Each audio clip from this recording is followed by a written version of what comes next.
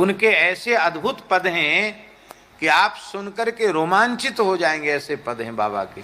महाराज जी ने उनको एक अलग छोटी पुस्तक के रूप में महाराज जी ने उसको प्रकाशित भी किया, करुण पुकार नाम से। बड़े सुंदर पद हैं।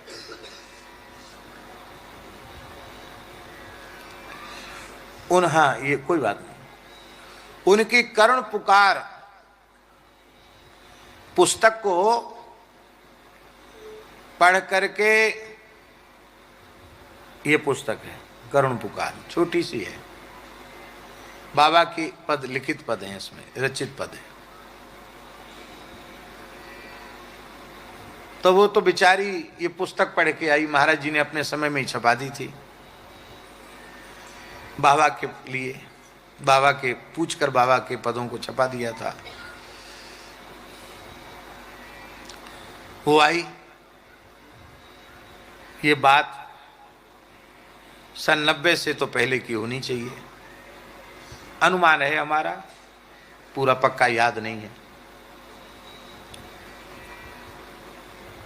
तो हमने उस माता जी को बाबा की विशेष महिमा सुनाई और बाबा का दर्शन कराने लगे। बाबा का कूल्हा टूट गया था, तो ऊपर कपड़ा डाल लेते थे और बैठे रहते थे।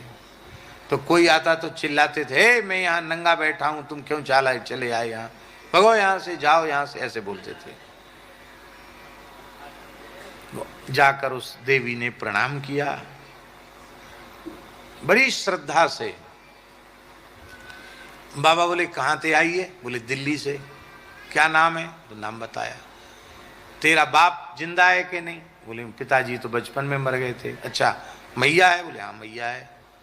और भाई है? बोले हाँ भाई है। बहन है? बोले हाँ बहन है। फिर बोले तेरो ब्याह भयो कि नहीं? राघवेंद्र दास जी थे उस समय। क्यों, तुम्हारा विवाह हुआ कि नहीं हुआ?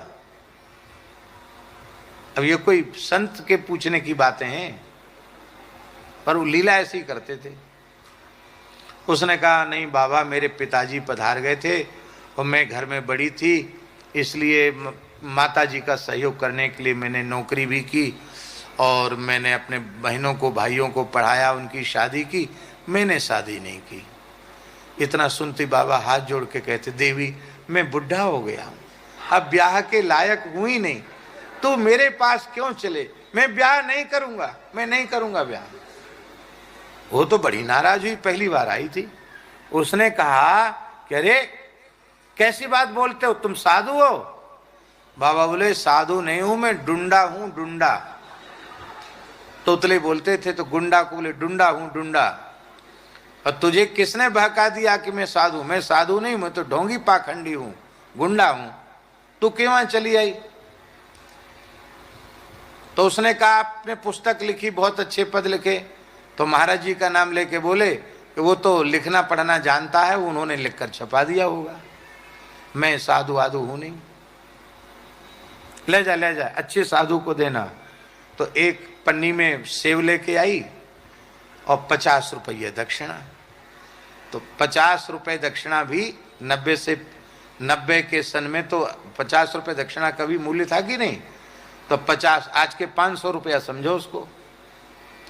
तो 50 रुपये दक्षिणा और वो एक थैली में सेव लाई थी, सेव दोनों वापस कर दिए, ले जाओ किसी अच्छे साधु को देना, हमको जरूरत नहीं। नहीं लिया उन्होंने, वापस कर दी और वो ले भी गई।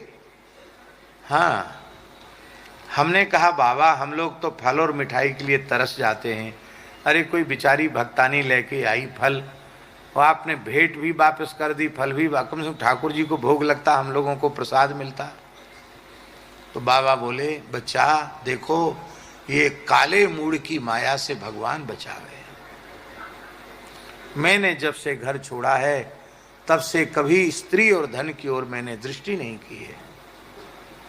हम कि बाबा आप तो 100 साल के हो गए, आप तो बूढ़े हैं। बच्चा मैं तो बूढ़ा हूँ, पर यहाँ रहने वाले तो बूढ़े नहीं हैं। और देखो ये संत का भेष है, मर्यादा रखनी चाहिए। और स्त्रियां मेरे पास बैठेंगी तो लोग कहेंगे देखो साधु को बुढ़ापे में स्त्रियों ने घेर रखा है, इससे भगवान का भेष कलंकित होगा। इसलिए मैंने एक बार में ही फांस काट दी, अब वो लौट के नहीं आएगी। फल मिठाई से क्या होता है? तो हमने कहा बाबा मान लो दोबारा आ गई तो? बोले अब की बार गाली दूंगा। तो हम तो मुंह लगे थे। हमने कहा मान लो तीसरी बार आ गई तो? बोले डंडा मारूंगा। फिर मैंने कहा फिर भी वो आ गई तो? इतना सुनते ही रोने लगे। बोले इतनी श्रद्धा संत के वेश में होगी तो मैं उसे वह बात बताऊंगा जो करने से कन्हैया आंखों के सामने आ जाता है। ये बात हम इसलिए बता रहे हैं कि देखो बाहरी स्वरूप ऐसा और अंतःकरण की स्थिति ऐसी। आप कैसे ये कह सकेंगे कि ये भगवान का भक्त है? इसलिए भक्त की परीक्षा मत लो।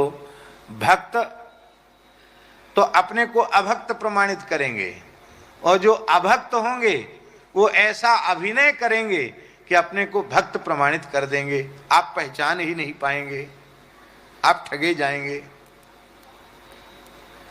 कैसे समझेंगे कि ये भक्त है? इसलिए भक्ति है कि नहीं ये ठाकुर जी पे छोड़ दो।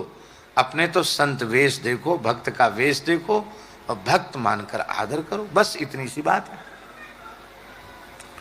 बोलो भक्त वत्सल भगवान की जय।